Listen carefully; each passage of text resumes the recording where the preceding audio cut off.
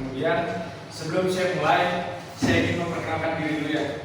Baik, perkenalkan nama saya Ilmi Subairogi, bisa dipanggil Ilmi, Romi maupun Ayi. Bebas, terserah itu kalian mau manggil apa. Kemudian saya asli Jawa Timur ya. Mungkin kalau saya agak mondok, ya mohon maaf ya. Saya dari Universitas Muhammadiyah Bandung. Saya semester 3 dan dari jurusan Pendidikan Agama Islam. Jadi tujuan saya di sini dan teman-teman saya adalah untuk memenuhi salah satu tugas akhir semester. Jadi ada beberapa ya tugas dari akhir semester itu. Kemudian salah satunya adalah ini siapa namanya? Siapa namanya? Penggeraknya apa? Siapa? Jadi ini ya jam 11.20 sebelum dimulai kata Bu Ella jam 11.20 Bu. Kita suci umat. Kira-kira ada yang tahu Al-Quran itu diturunkan waktu bulan apa dan tanggal berapa? Ada yang tahu nggak?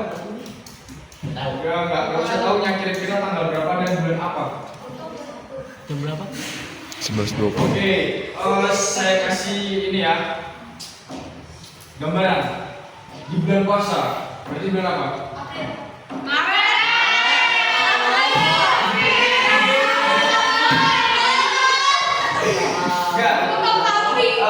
Nama lain dari bulan puasa biasanya apa? Kalau kita sebut, biasanya kalau di TikTok, di media-media sosial, biasanya apa? Kalau bulan puasa itu? Ramadan.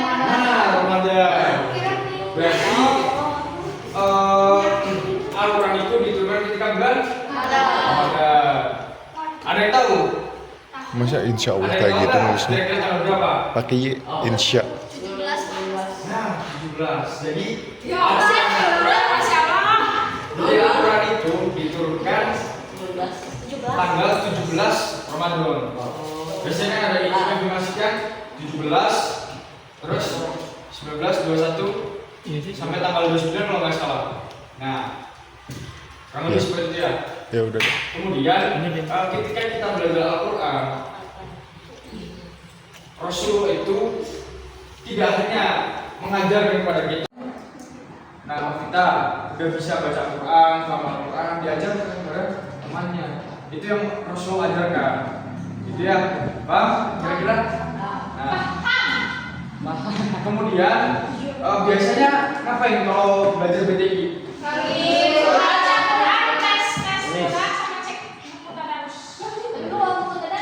Sekarang dibuka Al-Qurannya masing-masing. Bawa Al-Quran?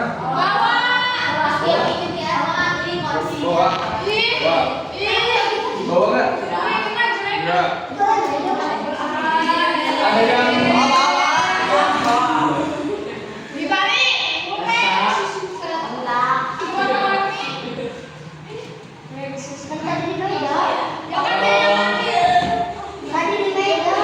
dibuka Al-Quran surat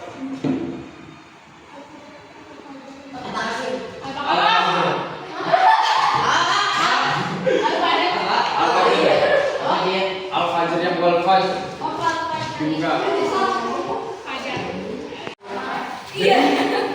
Udah dibuka semuanya? Belum sini. Baca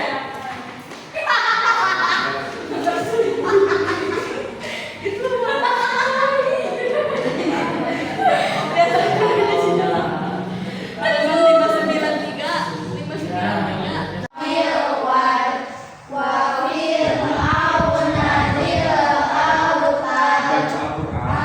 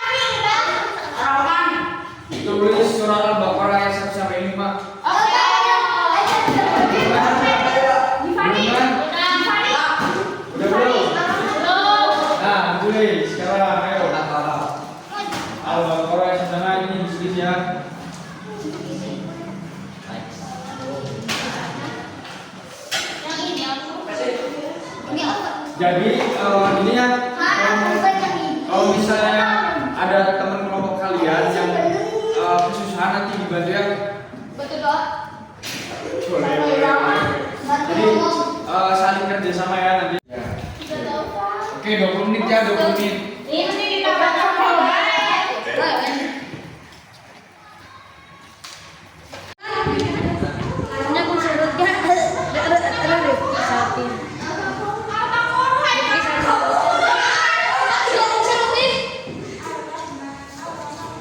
Hah?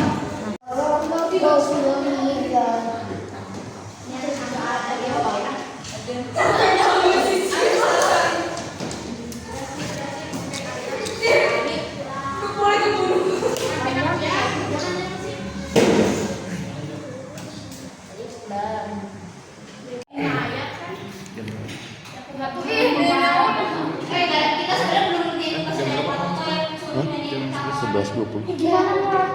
Yang video senang dalamku ada 5 kelar pajak. Aku jangan nulis. Jangan di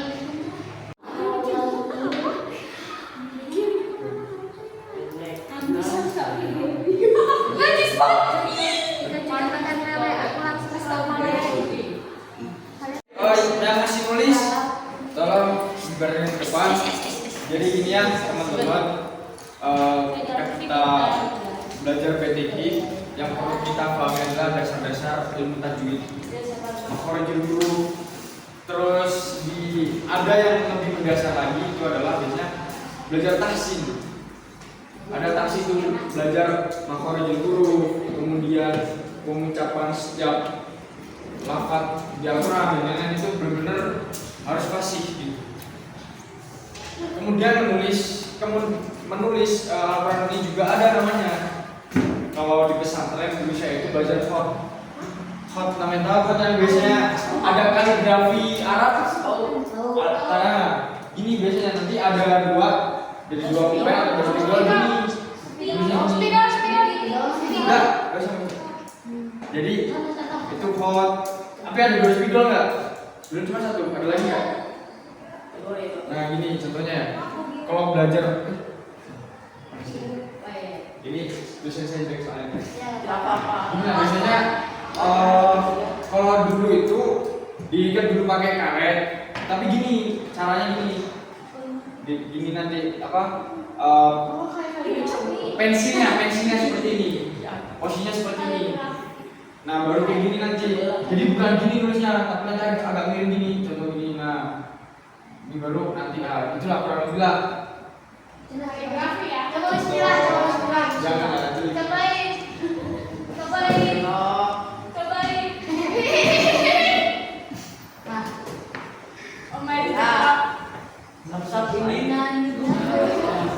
Gila ya, jangan bismillah. Ini ya, bismillah. Tebal di atas. Nah, gini kalau nggak salah kurang lebih ya. Jadi kan ini biasanya masih ada yang kayak gini nih. Contoh apa ya?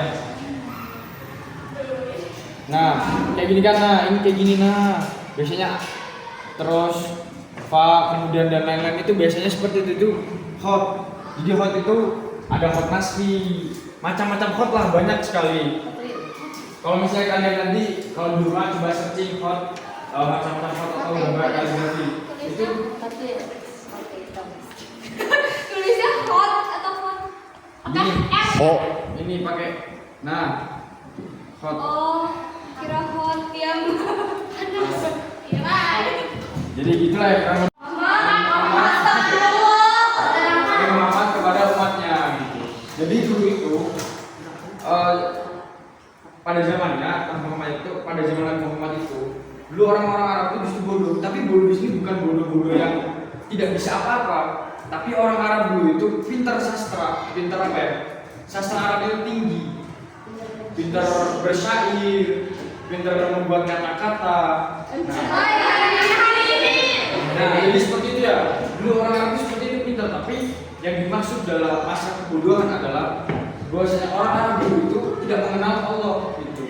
Makanya salah satu Al-Quran diturunkan adalah untuk mengalahkan sastra-sastra orang Arab pada zaman dahulu. Karena sastra Arab dahulu itu sangat-sangat tinggi, sastra yang bagus-bagus bahasanya.